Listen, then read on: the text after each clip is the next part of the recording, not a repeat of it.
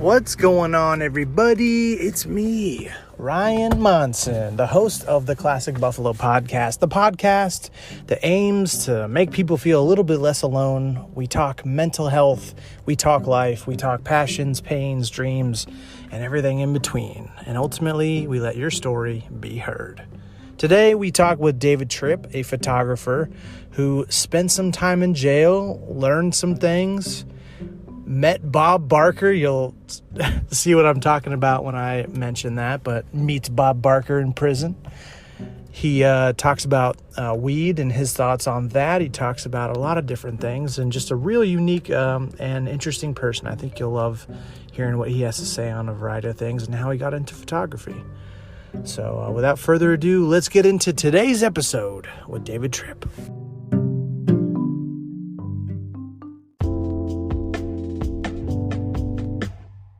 Joining me today, happy Wednesday, David. What's up? Oh, not much. Just chilling. Got home from work. Oh, man, you're working. You're working in this. What do you do?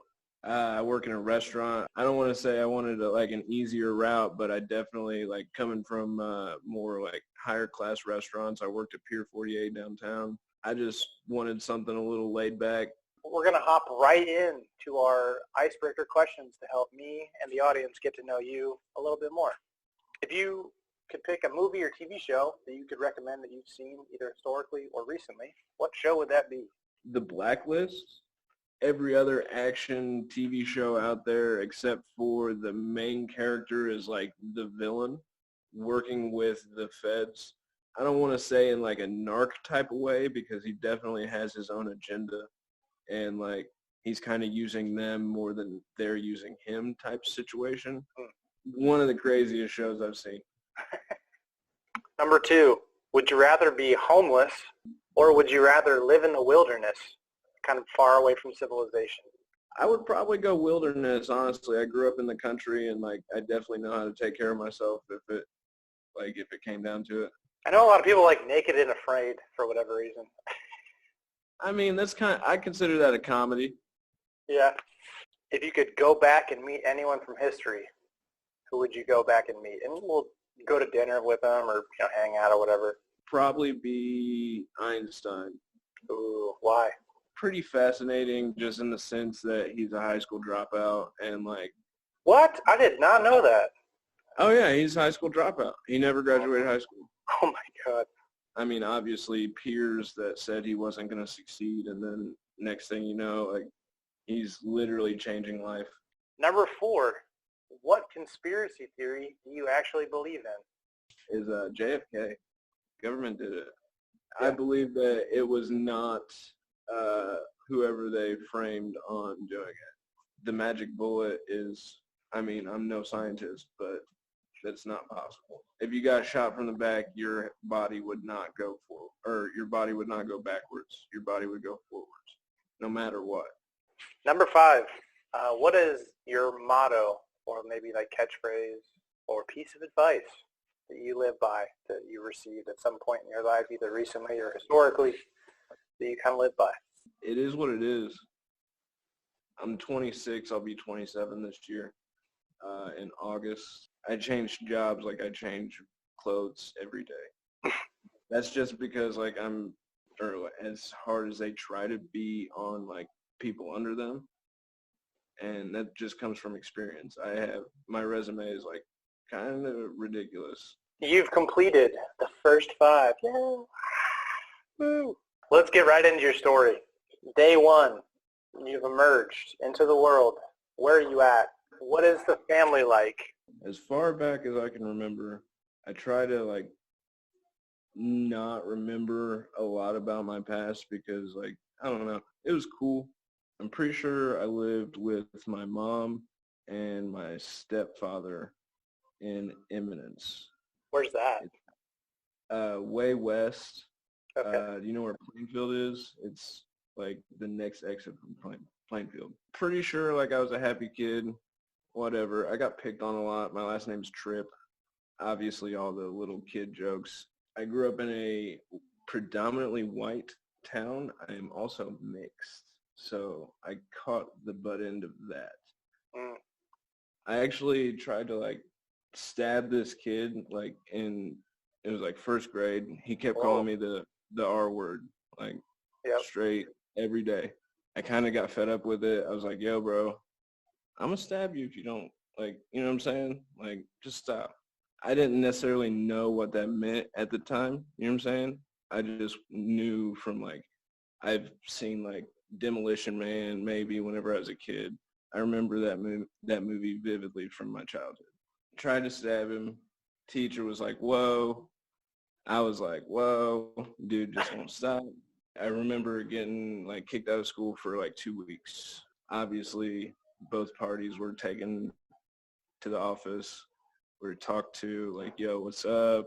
His dad was the commissioner of Morgan County, so like he didn't get in too much trouble. No, he did not. I bet. I got 2 week suspension.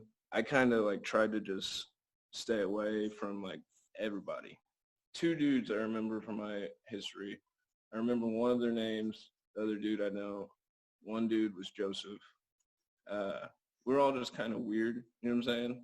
That's why I like history. I love history, science, and like photography and music and shit. It's like you don't understand things until like you start to get older, and like shit almost repeats. I honestly don't believe in racism anymore. Like I know that's a crazy fucking thing to say. Everything's internal. Words are just words. Like it's all perception. Understand that the person who's using whatever racial slur, they're weak. Like no matter what they say, once they go to that point, you've already won. I'm trying to understand kind of where your mind goes with like having somebody just teasing you and being very disrespectful and responding in violence. And I'm curious if you developed a thick skin and just like, I have to force myself to not care about these things. Or did you like keep that as like, I'm going to stick up for myself, like don't fuck with me? Like were you kind of both of those? Like is one of those? It was definitely both. The thick skin really didn't develop until my later years, but like we can get into that later. But at the time it was definitely like, yo bro, don't fuck with me because I'm definitely the same size as you are, if not a little bit bigger because I'm slightly fat. Like in school you learn that we're mammals, right? Like we're technically, biologically, whatever you want to look at it, we're mammals. So that technically makes us an animal, right? We're just apex, bigger brains, not necessarily bigger, but like more intricate brains.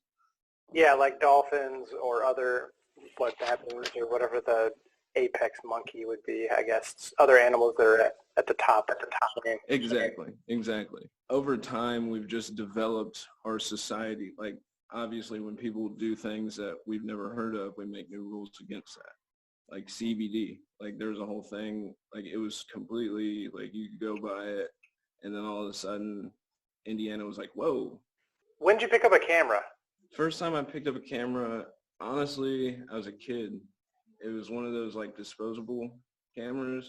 I remember being asked like, why did you take that picture? And like, I didn't necessarily know, you know what I'm saying? Like I just, right. I felt like that was a picture. I've been all the way across the United States both ways. Middle school. Middle school. I played football. I went to Eminence, played for Monrovia. Now, 7th grade, I had to move. After 5th grade, they said that I had to like move next year because of tuition, something. I don't know. I was a kid. That bother you?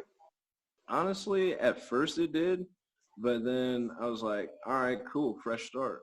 You know what I'm saying? Like, the only people that know me are the people that play football with me. Yeah, which you like. Yeah. So that was kind of cool to like just get a straight, fresh slate. Whenever I moved to Monrovia, there was this kid, I'd catch him glancing at me, you know what I'm saying, like side eye or something. We always had problems. And then the next year, like we became best friends. And like I still remember dude's birthday like every year. As you get older, shit changes. Like the only thing you can guarantee is that something's gonna change. There's one dude that literally wore a suit to school every day. 7th grade suit, 8th grade suit. Do you think it was cool or stupid or funny? Like, what do you think about it? Honestly, I thought it was cool as fuck. I had a guy in high school. He would wear a football jersey every single day of school. And then Yeah. in a presentation, he'd wear it over his suit. And he'd obviously... That's awesome. Yeah. But the dude with the suits, like, he was raised by, like, older people. So, like, that's why he had so many suits or some shit. I don't know. Okay. I ended up, like, I know him too. He's locked up at the moment. Dude with the suits was cool all the way until I was, like, 21. I kind of got in trouble a lot. I backtalked the teachers or whatever. Why do you think you did that? I've always kind of questioned whether the person telling me something knew for a fact what they were telling me is what they were telling me. Yeah. I'm literally not trying to be a smartass or anything, and like I always say that as well. Like whenever I was a kid, like I still don't have a necessarily good argument. Like that's not trying to be a smartass for saying that. Like if somebody's like, "Why'd you say that?" I'm sorry, I don't know. I Google shit before I know. Like, I'm not a big small talk person at work because like I'm just there to work. High school, I ended up moving to Ohio for a year. And Where there? my dad is from Ohio. Okay. Has his own house, but has lived with my grandmother and my grandfather until my grandfather passed away. I kind of had the same mentality, you know, clean slate, Yep. except for I had a couple friends already because I went there periodically throughout my life. Yeah. What's your relationship with your dad like at this point? I honestly don't have a too good a relationship with him.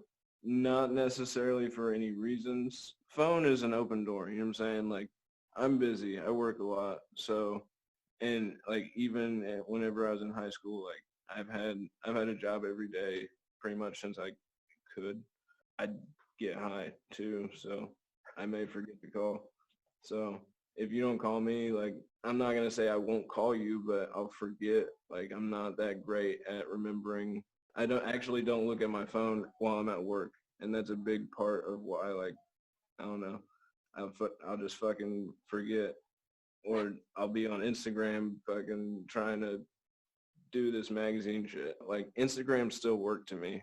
My life's complicated. That's It all really right. is. Everybody's is. It's just we don't talk about it enough. A lot of it's like the opposite side of where most people were. You know what I'm saying? I actually prefer it that way. Like I've always kind of liked a challenge, and that's the way I've looked at like all like now I look back on it like that.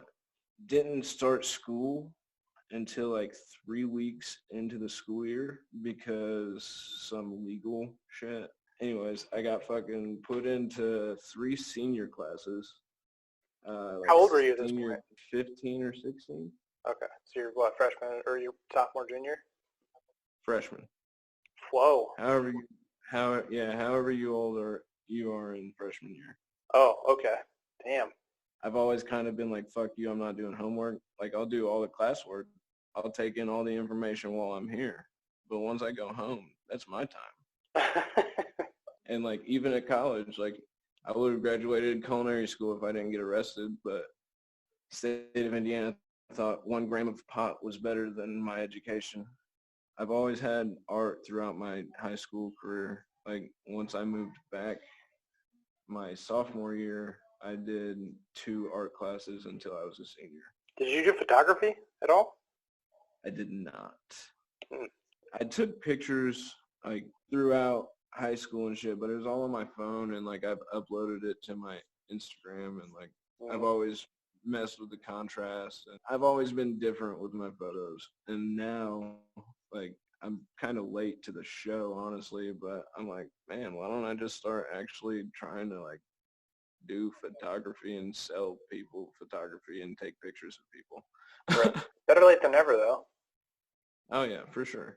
You know, at 26, you're just starting. Gary Vee's a big inspiration. Like, Oh, yeah? I don't know, like not necessarily for any one reason, just like the shit he says and like the way he lives life. I live life exactly like this dude. Like I'm not trying to say like I'm as good as Gary Vee because obviously I'm learning from him. I'm not trying to say that. I'm just trying to say that I'm Gary V when he was fucking 24 struggling. Yeah, I mean, Gary's story is nuts. Just being an immigrant, like child of an immigrant, working in his 20s, like, and while his friends and peers are going out and partying and on Wall Street, and they walk in while he's working at his dad's winery or like a liquor store, and they kind of just look him up and down and judge him because they're not where he's at, but he knows where he's going. Oh, that's exactly how I feel. And like he has a couple stories from his childhood where kids were being like racist and shit. Oh, dude, I'm like, Gary, I feel you, dog. Like, I feel you. Junior year was weird. I had this like best friend at the time. His name was Chandler. Pretty much stayed the night at his crib until his parents started like calling me son. We'd always cook at like fucking 3 a.m. stoned. And we're like, dude, why don't we go to culinary school? That'd be tight. So we both applied to the Chef's Academy, and we both got in. Throughout senior year, we already knew we were getting in because we did it when we were juniors. Because the only thing we needed was a diploma. Like they didn't require none of that. So we're like, cash. All we got to do is finish. Senior year, I just skated by. Guidance counselor was like, yo, I gave you school to work because I know you don't want to be here. I'm not supposed to say that, but that's what it is, and I know you'll appreciate it. So I went to school from like 7:25 to like 11:30 or something. And then most days, I lied. I didn't have a job right off the bat. I had a job like a week later. But the first week, I was just like, fuck school, I'm out. Went and played video games or something because like I always played video games after school to decompress. What'd you play? And Call of Duty mainly. Yeah. I definitely played some Elder Scrolls and some Skyrim. Like I have ADHD, so that may be the reason. So I'm intaking like a lot, or I'm like hyper focused on it or whatever. I was prescribed Adderall back in the day. Well, Ritalin. It started with Ritalin, and then I remember being in Eminence still. So okay, so like middle school? 4th, 6th grade. Man. Did you stay on it? Oh, fuck no. I did some wild shit. My mom was like, whoa, dude. I don't even know how else to say but laugh. Like, it was like an overcorrection. Yeah. I remember just always feeling like, this is weird. Was your body vibrating? Yeah. I definitely stayed up like at least a day. That was a big reason why my mom freaked out, because obviously children aren't supposed to like stay up for 24 hours. Culinary school. At first I was super scared, I'm not gonna lie. But like I said, I've always liked a challenge, so it was kind of like exciting. What is it like? I mean, are you like trying to like, hey, I have this dish I really want to work on, and you know, like you're basically making a PhD in a dish, or like you have to learn how to cook like every type of cuisine? Like how does this work? I've always been curious. You have to go in and you get books, like straight like high school books. You pick a couple different classes. I've been, fuck it. You know what I'm saying? Like, I know that I want to do this, so whatever I got to do in between here, give it to me. And, like, not necessarily focused on the rules or whatever, or, like, program, curriculum. I just focus on everything that the chef does. Like, I focus on the teacher and what they're saying. And that's a big reason why I'm, like, asking them, are you for sure? Because I'm not learning from anything else other than what you're saying and then what I'm intaking. And I choose what I'm intaking. I remember one of my chefs saying, he's like, if you don't take notes and you don't write the recipes down, then you'll be lost in this class. You'll be lost in all these classes. In my head, I was like, challenge accepted. Oh my gosh.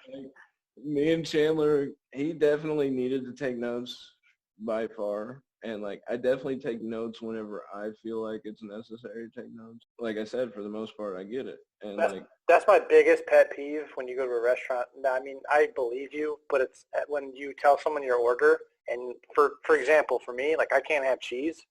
So if you put cheese on whatever, I get like pretty irritated, like, because if the server doesn't have a like a note thing, I'm just like, Oh, you could have okay. just wrote it I down. I can't do all that. I can't do all orders and like I can't take orders and then go put them in Yeah. like by memory. Like if I try to output the information, I can't remember it. But if I keep it in, then I remember it. I've done a lot of shit. I've had to cook for my grandma. I've had to mow lawns. Like I've been forced to do all these chore things. And like honestly, I just feel like that was training for real life because now I know how I felt then, how pissed off I was then. And I kind of laugh at myself. I'm like, you're pissed about mowing the grass? This is fun. Would you change how you were raised at all? No, because I wouldn't have this attitude.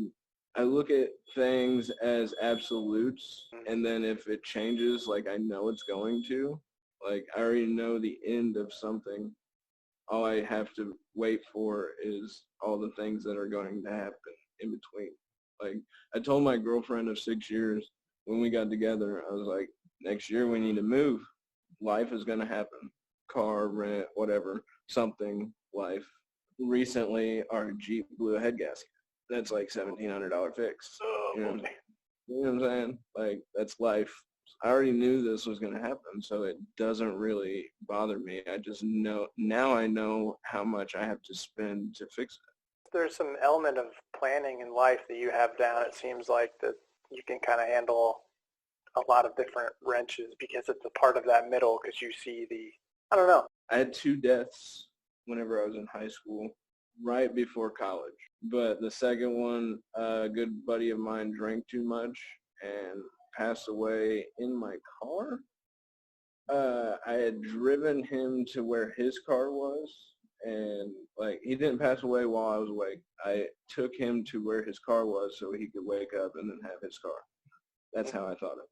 I'm not going to drag you up 36 stairs because that's how many stairs I have to climb to get into my house at the time. I'm just going to leave you where you lay, and then we're going to wake up together and go about our lives. I don't know how much you drank. Probably a lot since you're passed out. Wake up. There's at least 4 people that were like, yo, what's up? Like, you know, good morning, wake up, wake up. We realized that John was like pretty much dead. Me and Chandler looked at each other. We spent every day with this dude, like every day. Like I worked with his parents. Like me and his parents were cool. Me and Chandler just looked at each other and were like, mom and dad. So I took him home and I walked in and told his parents, I was like, I can't even remember how I started it, but like I instantly started crying. Yeah. And they were panicked, freaking out, and Mm-hmm. I called 911 after that. I was with them. Like I never left their side because like I didn't know what the fuck was happening. Yeah, it's all just happening really, really quickly. That hitting you, what's going on. And that's kind of why like I have a fucking absolute look at things. Like I already know the outcome of certain things. I don't drink too much personally. I drink on occasion. I have a bottle of scotch on top of my fridge that I drink. Yeah, I try to stay away from alcohol because I know how fast or like you can overdrink so easy and not even know you're over drinking. I get a better mindset from weed. Yeah, so have you ever smoked weed and like done photos or done? I'm sure you've probably done that. Those are probably good experiences. Oh yeah. I've also had bad experiences, Oh, but not necessarily like bad, super bad. Just like you know, oh shit, don't do that again. Like within the past 4 years, I went out with my buddy Mike to California, and we'd taken pictures on like roofs of like tall ass buildings and roofs of parking garages, and like literally all like just smoking weed, just chilling. Like, what are you trying to do? Let's go take pictures. Riding around. Oh, that's cool. Let's go there. Why do you think you lean so heavily on it, or just kind of why do you do it so much? Like I said, I feel like there's more connectivity in my brain. I know that's crazy. Like I say a lot of crazy shit, but I have friends, I promise. Like I I just have a lot of theories on shit. Like whenever I hit weed, like if I go sober, like recently I've been going to work sober. So then I work all day, smoke 2 or 3 cigarettes, whatever. but I also smoke cigarettes for the connectivity in my brain. Like, I understand what it's doing to my lungs, but you don't understand what it's doing to my brain. I don't want to say I can't function, but like I get like this shaky, irritated vibe.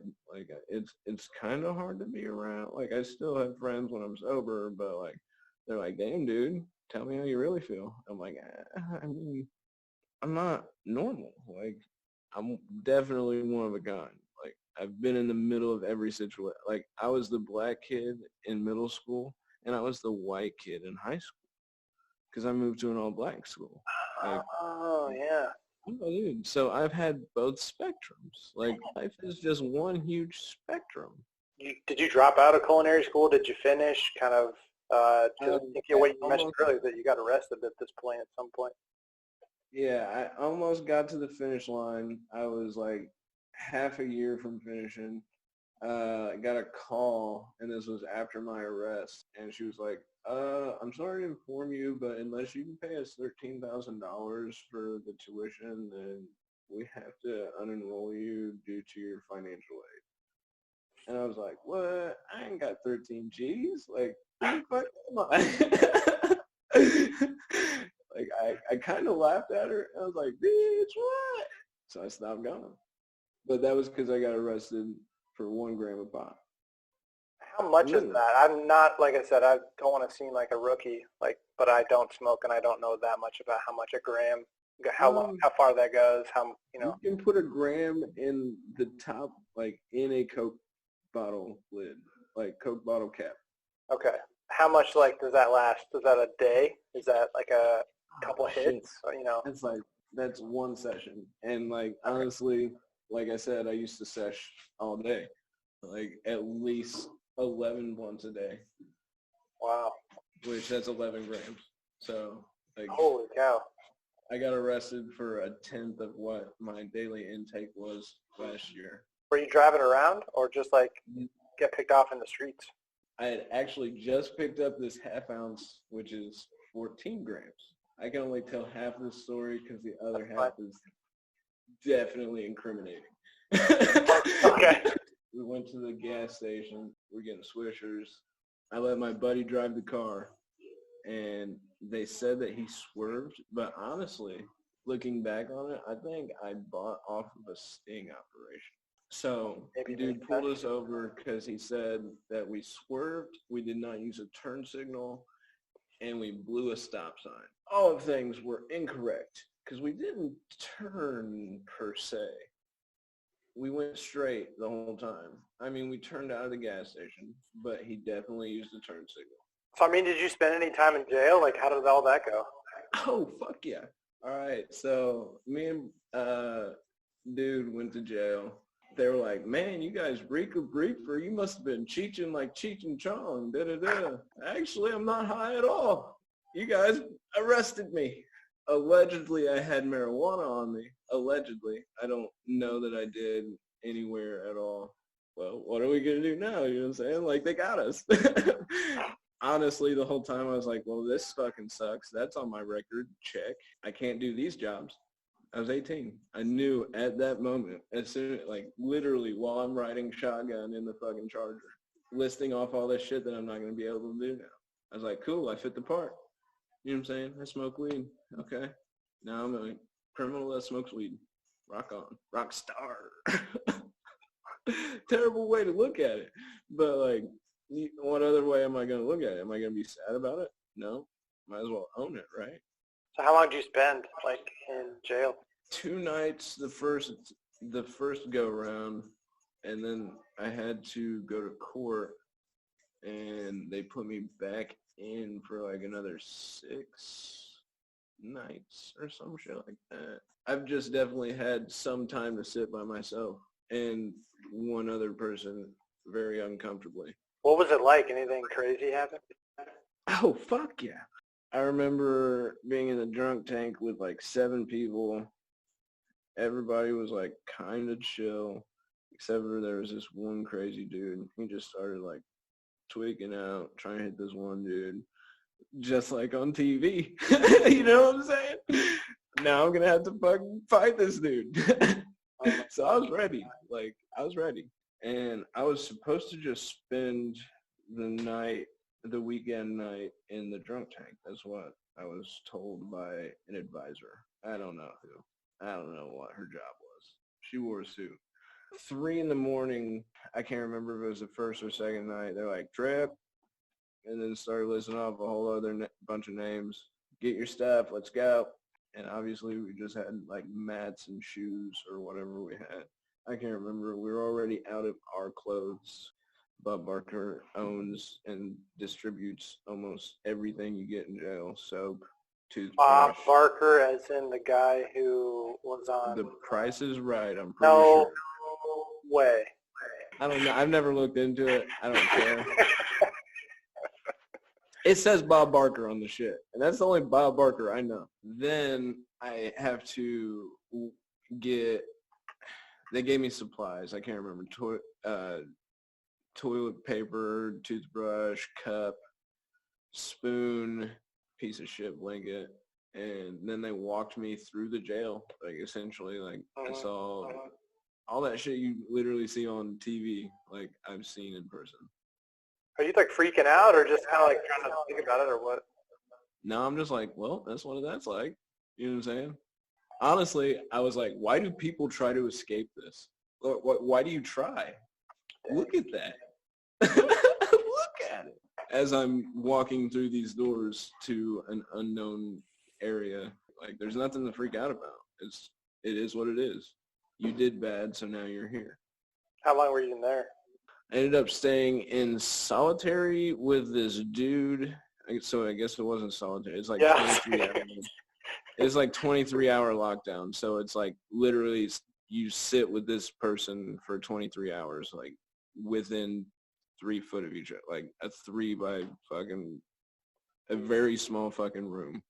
And you've got a toilet, a sink, which you get your water from that I never drank, and your beds, and then a door to get out. I slept as much as possible. Dude would always try to talk to me. I would not try to talk back to him. If you're here, that means you did something wild, and I don't know you, so it was more wild than what the fuck I did. I do that for like a day or 2 days. I can't remember. I just remember like sleeping a lot and being there. I get out. I'm like, Mom, I need squares. Give me a fucking square, which is a cigarette. I use a lot of slang in my everyday. God, I feel like I'm 35 or 40 old when I ask that, but I'm the same age as you. That's why I'm so happy that I went through that shit, is because I know factually people's mannerisms in certain situations. Different parts vary. Like, that's why I like traveling. And I take pictures the whole time I'm traveling. Like, I've always considered, like, I guess what you would consider photography, like, not necessarily a job, but like a job to me. Like, I want to remember this shit. I guess it is self-focused, like with the photography. What was that moment like when you got out? I mean, obviously I was glad to be out, but at the same time I was like, well, cool. Like, I've been to jail 3 times, all weed related. Second one was a DUI. Third one was pretty extreme. I definitely knew the consequences. I invested pretty much all my cash. Numbers are irrelevant. Just know it was enough to, like, I shouldn't be talking to you. I fucking rolled the dice. Dice went fucking not my way. And I spent 17 days in Utah. Dang. And that shit was fucking wild. I've got enough stories to do 5 podcasts just in Utah. What was the overall lesson you learned from that? It wasn't necessarily lesson. It was limits and factual, like, response times and logistics of their job. So where do you want to go? I know that, like, you kind of do photography for a magazine. I'm really passionate about correct knowledge. I don't like hypocrisy.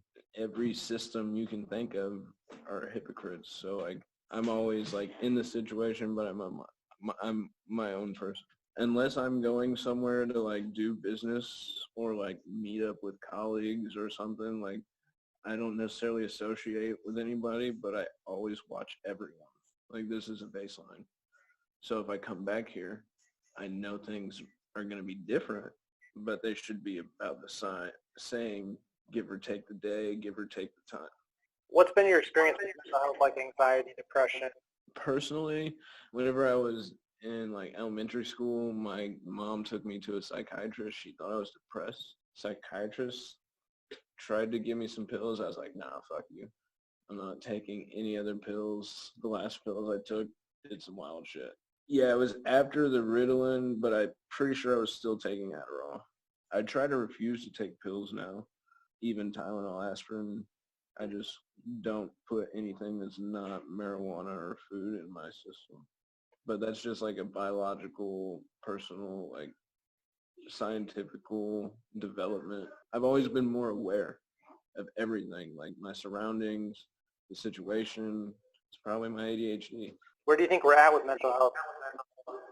We definitely need to focus more on it, less on the way that we're doing it. We need to definitely take a different approach. More case by case. Like, I feel like there's a standard that everyone goes through. And we've learned that standardized testing doesn't necessarily do the greatest in schools. I mean, yeah, they pass it, but are they really learning anything from it? Statistics show not really. So, I mean, that goes the same for mental health. Like, it definitely needs to be looked at heavier in a different aspect. What would you say if somebody wanted to get into photography? Doesn't necessarily matter on the camera. Any camera will do. Obviously, if you want to sell the photo or have like a more pristine looking picture or whatever, then you need a better camera. But I got lucky on my camera. I got a pretty decent camera through a friend. Like, be self-confident about it. Like, own the photo. Like, own everything you do. Don't second guess yourself. And I would have to say a lot of my better things that have happened to me have been gut feelings that I was like, yeah, fuck yeah, I need to do that. Mm-hmm. Believe in yourself. The way will find its way. It is what it is. You need lighting. Like, you need to have good lights. You need to, like, the background doesn't really matter. And that, I mean lighting if you're inside somewhere, like in a room or in a basement. Like, if you're outside, use natural lighting as much as possible. If you're in an alleyway, obviously you should have some lights. If you think you need a light, you probably need a light. Is there a certain time during the day that's like a good time to take your coffee outside? Unfortunately, due to my work schedule, I don't have an accurate answer for that because I work a lot. So I honestly just go whenever I get the spare time, like even on the weekends, just anywhere. Like I said, the background doesn't matter. Wherever you feel like, and it's different every time, like different alleyways, more with graffiti is my style. If I'm somebody who maybe feels alone, what would you say to that person? Learn from your situation, believe in yourself. I learned a lot by my alone time. I learned so much, and that was just because I had nobody there to, I don't want to say distract me, but like distract me with conversation. All right, man. What I want to do now is I want to wrap up with final 5 questions. Number 1, would you go forward in time or back in time, be a photographer at an event? I would probably go forward in time. I like old style, but I want to see what the futuristic style is going to be like. I want to see what 100, 200 years in the future, if I could. Anything that I could take a picture of, and whether there's a rule or not, because I've taken a picture on the east side next to the state police building, and like 13 state policemen came out like, yo, what are you doing? We're like, photography. We're like, photography? Fuck you doing? That was a little scary, but I knew we didn't have nothing. Like, I knew we didn't do anything illegal. You know what I'm saying? Like, at that point, I had already been to jail twice. My buddy was wearing this weed leaf sticker, like shirt, essentially. Like, it was a huge pot leaf on the front of his shirt. It said sticky strains. That was for the picture. We were doing a street motivation shout out and sticky strain shout out in front of Indianapolis State Police. And he was like, sticky strains, huh? He was like, what's that? I was like, oh, we brand in California.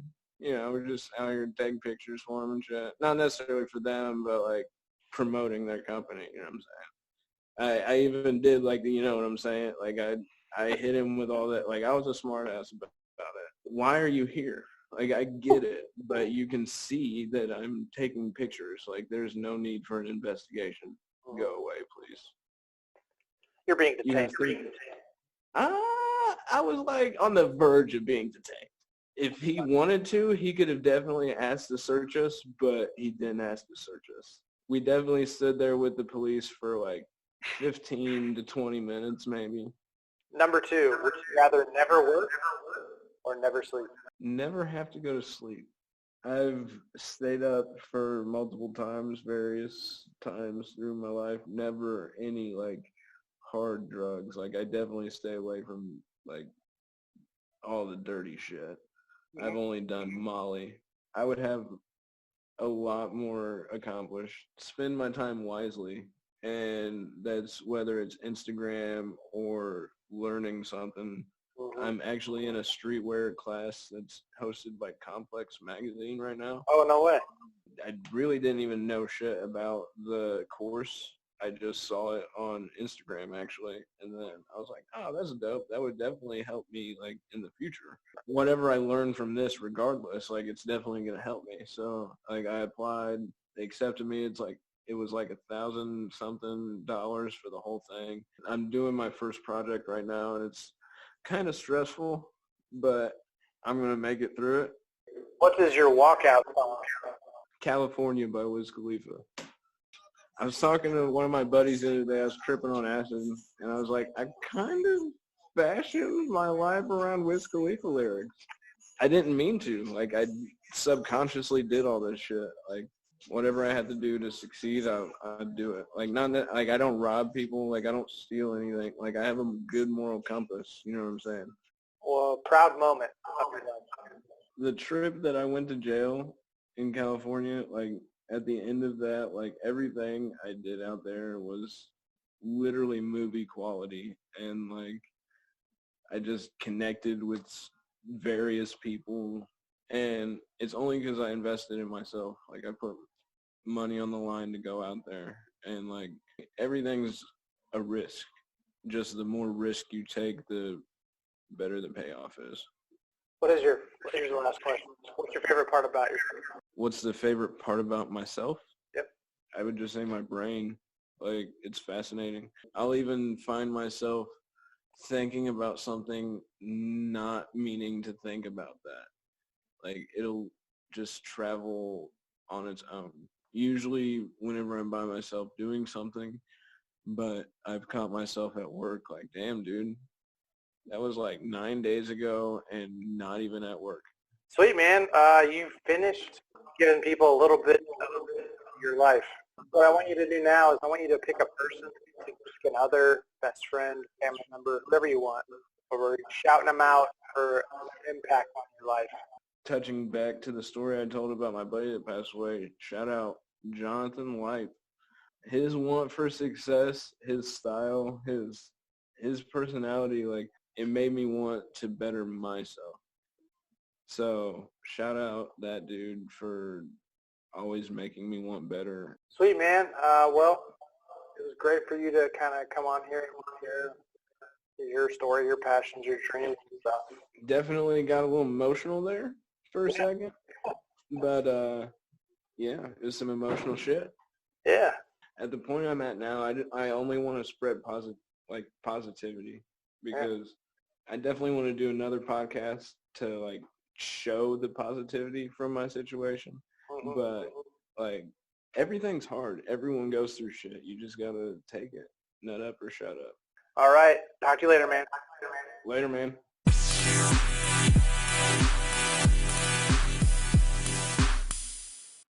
Hey everybody, this is Ryan from the Classic Buffalo Podcast. Wanted to take a second to talk about Anchor, how I'm actually making this podcast happen. Super happy that I'm partnering with them. So Anchor is actually the easiest way to make a podcast. I've done my research. This is basically the best way. I promise. It's going to give you everything you need in one place for free, which is the best part. It's going to have tools, so you don't really need a fancy schmancy recording guy. Anchor's going to be helping you out there, and then they're going to distribute the podcast everywhere to Spotify, Apple Podcasts, Google, everything. And then you can also make money with basically no minimum listenership, which is kind of rare. So hop on Anchor as soon as you can. Thanks.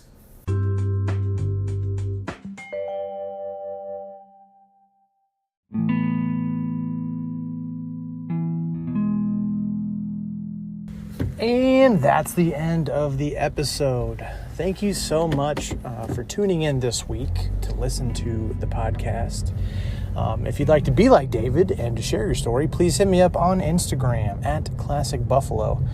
We just launched our Discord, which will be kind of a twofold thing. I'm super nervous / excited to see what you guys think about all of that. But the goal is to kind of create a little virtual support system for you guys, both kind of like a Facebook group and both kind of like weekly or bi-weekly kind of support, like virtual, where we'll be able to get on and you go around the circle, you share what's been going on or what's on your heart, and then you get some feedback by some of the other Buffaloes in the group. So we're going to be starting that up pretty soon, looking to have our first meeting within the next couple of weeks. So please stay tuned on Instagram to kind of just see where we're at with all of that. And let's just kind of get some thoughts on David. Very interesting guy. Met him at a random networking party, sometimes kind of how these things go. And just a real eccentric and unique guy. So I'm like, gotta throw him on there on the podcast, and no regrets. David's a real interesting guy. Just takes life how it is. He's very honest and I don't know, brave's the right word, but just he's very honest about just how things are. He wants the best information possible. That's why he questions authority. I think a lot of the things that he would say and the things turned out, whether I agree or disagree with how things turned out, I think it makes sense that he acts this way because, well, that's all he knows, or things have happened to him that says, hey, this is the best way to react or respond to this situation, or, things made sense. A little bit interesting, like being the white guy in the black group or being the black kid in the white group, like having to be mixed and like having to have both of those experiences were really interesting to hear somebody talk about that, and to have slurs be thrown at you, and to also have to deal with the cops when you believe that weed is such a beneficial for your mind and just beneficial thing in your life, and policy and the government just doesn't believe you or isn't up to speed with your morals. So, that's just, for him, it's something that helps. And I think I've talked with people in the past where if they would have a preference as to, if I can have weed, I will. I can have a better experience, or I perform better in XYZ situations when I'm able to have a blunt before I experience or to do something. So, and for him to be in photography, like better late than never, right?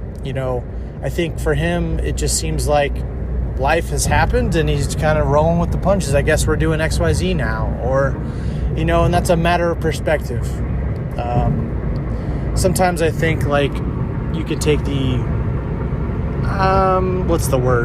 you can take the perspective of we are the formation of all of our choices, and that I don't know, this could be totally wrong, but sometimes there isn't always a completely bad choice, that maybe not every situation is redeemable, that I don't know, that almost sounds counterproductive now that I'm saying it, that like, let's say somebody dies and it's like, well, there's something good that can come out of this, right? Like that's kind of ignoring the shitty situation. Like a perfect example would be like, David's friend dying, and just have that whole situation was really hard to hear about, right? And I feel like if I was in that situation, especially like coming either off of a hangover or coming down from a party and just like, oh my God, my friend's dead.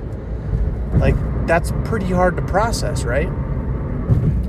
And for me to say that, oh, well, there's going to be some good that comes out of it, I think that I personally would hate hearing that. So I don't necessarily want to say that, but I think it's more, you can tweak it to say that even if you make a mistake in life, you can take what it's created and say, how can I make the best out of this situation? Maybe not immediately, maybe not the second after a thing happens to you, but what's the best thing that I can do, or how can I react in the best way, right? And so, yeah, what's the scenario, or maybe what's the mistake that you've made that you've tried to make something good come out of? You know, in my life, I'm constantly in fear of making decisions that are going to completely put me up shit's creek. And maybe that's not the reality. Maybe there aren't good and bad decisions in life. Maybe they're just decisions. Maybe there aren't, I don't know. I don't know the answer to that. But hopefully you were able to glean some things from today's episode, from David, to learn some things. Man, what prison's like, to spend, a combined 25 days in prison, if not longer, that he didn't talk about. But, he spent some time, and he was just like, I've had a lot of time to think about stuff. Just to be on your own. A lot of people are afraid of being alone and being with their thoughts. That's intimidating for a lot of people, right? I know it has been for me. Sometimes I think I've gotten really good at just, if I start to feel something, I'm like, let's get numb. I don't want to feel something. I don't want to have my thoughts to myself. And if I do, I just drown and swim in these thoughts, right? It's kind of my default sometimes. I know it is for some people. But yeah, let's stay in touch, people. If you're doing good, celebrate. If you're doing not so good, it's not forever. And we'll be back again next week with another episode. I'm just continually working on some back-end marketing stuff. I'm basically just, I'm working on that. So I'm staying to one a week episode because I'm ahead of schedule and able to get out your stuff. It's hard also because I love when all these episodes come out and get to share with you guys what's been, my experiences with these wonderful individuals, each one, special in its own way. So I wish, part of me is like, oh, just release them all, but then it's like, oh, then you don't have content, or so you just kind of got to pace yourself and, just take your time, enjoy the process. And,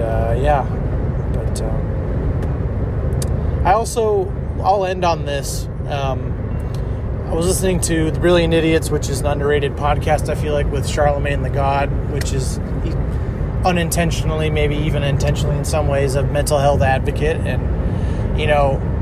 one of his close friends lost their life. They passed away.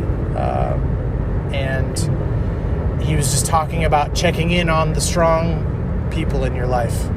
That sometimes people are strong because they have to. They're uncomfortable with situations. And sometimes it's just, they are strong people, but that doesn't mean that they don't need to be checked in on. So whoever those strong people in your life are, please reach out to them as well. They deserve the love and the attention, just as you, the person who struggles every day with mental health and anxiety and depression. So everybody deserves love, right? So go do me a favor and love somebody, and don't hold back. All right. Well, until next time, it's been me, Ryan. See ya.